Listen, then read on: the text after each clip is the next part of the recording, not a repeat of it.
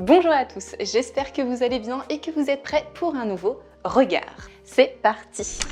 De façon générale, les œuvres classiques ne m'attirent pas forcément, que ce soit dans l'art, le théâtre ou la musique. Mais comme je ne juge jamais avant d'avoir vu, j'ai à 2 reprises assisté à un concert d'un orchestre de musique classique. Et j'ai été intriguée par un personnage que tout le monde connaît, que tout le monde sait nommer, mais lorsqu'il s'agit de le définir, c'est un petit peu plus compliqué. Je parle du ou de la chef d'orchestre. En général, lorsqu'on demande à quelqu'un ce qu'est un chef d'orchestre, il va répondre « bah c'est la personne qui dirige l'orchestre ».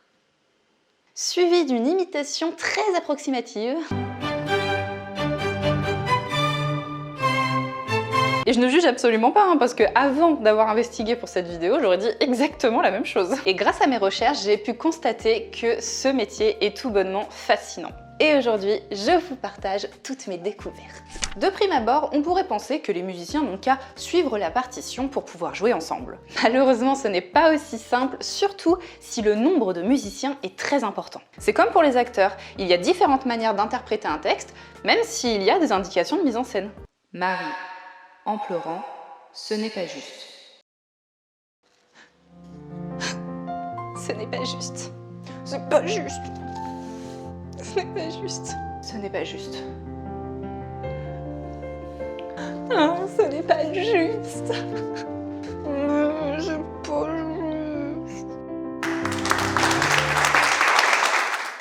C'est pour ça qu'il est primordial que les acteurs soient dirigés vers telle ou telle interprétation pour que la scène soit cohérente. Et bien en musique c'est pareil, un La, un Do, une mesure entière peut être interprétée de différentes manières. Et dans un orchestre, il faut s'assurer que les musiciens aient la même interprétation.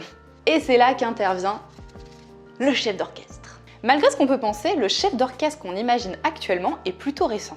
Au fil des siècles, les ensembles musicaux étaient plus ou moins dirigés de différentes manières, mais il faudra attendre le 19e siècle pour qu'une personne soit dédiée à la direction d'orchestre. En effet, avant, les orchestres étaient de beaucoup plus petite taille, donc c'était beaucoup plus facile pour les musiciens de s'accorder pour créer une harmonie commune. On le voit avec nos groupes actuels, il suffit que le batteur tape le tempo en début de morceau pour que le reste de la musique se passe sans encombre. Mais quand la clique des romantiques arrive au début des années 1800, c'est une autre histoire. Et oui, messieurs, on la folie des grandeurs. On avait déjà beaucoup augmenté parce qu'au XVIIIe siècle, les orchestres étaient composés entre 30 et 40 musiciens. Mais il leur en fallait plus. Alors, je vous écoute, on part sur combien de musiciens?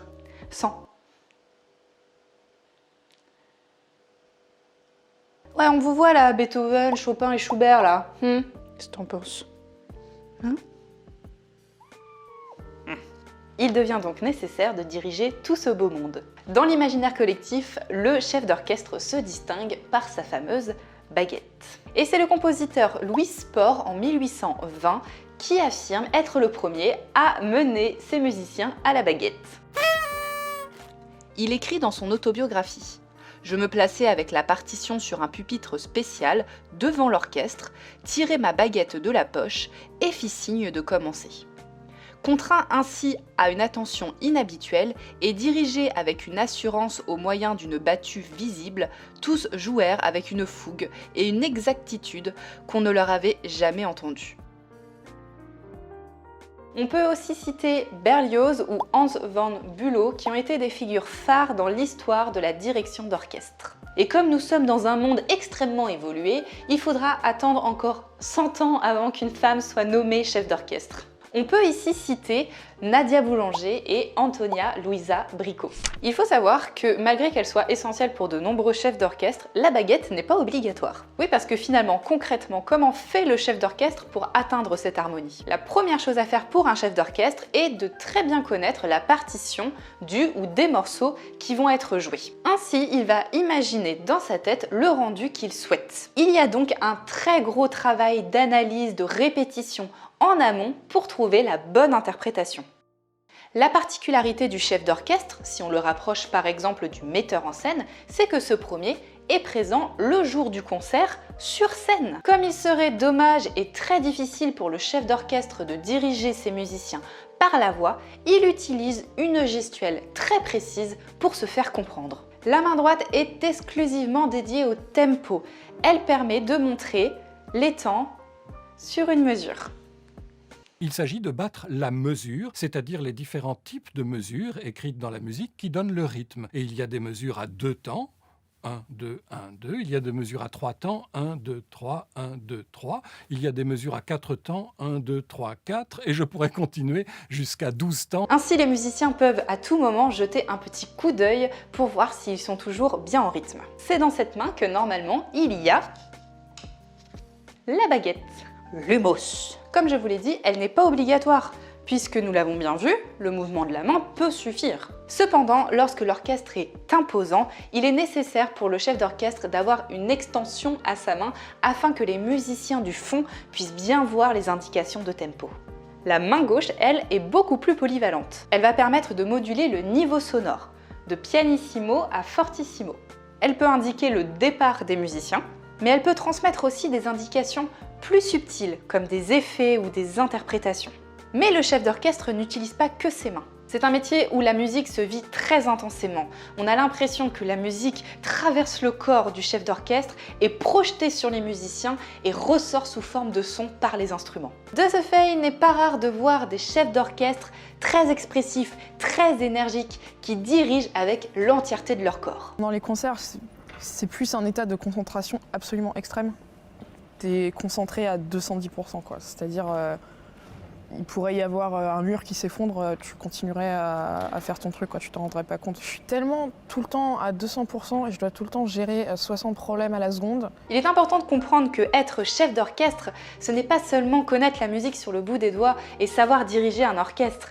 Il faut apporter sa personnalité, son univers. C'est ainsi que bon nombre de chefs d'orchestre se sont distingués grâce à leur personnalité singulière. Nous pouvons citer Victor Borge qui a fait de ses concerts de véritables stand-up.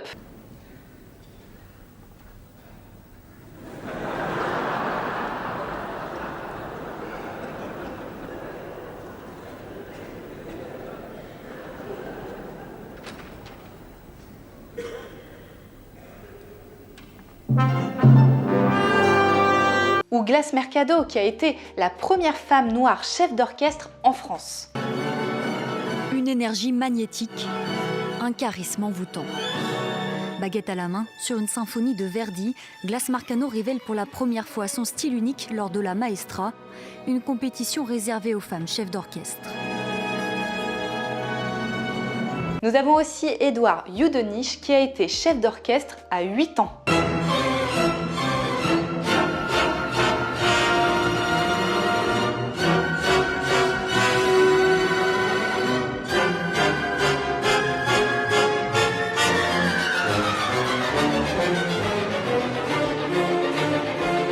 Et enfin, Zaya Ziwani, qui a fait un travail formidable de médiation en Seine-Saint-Denis par le biais de la musique classique. Et à la fin de cette répétition, il y a un petit garçon qui a 8 ans, un petit Faisal, qui jouait du violon, qui est venu me voir, qui m'a dit « Ah là là, Zaya, vraiment, l'orchestre, c'est génial.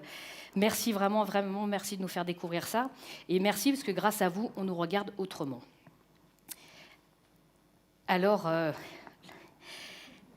pardon.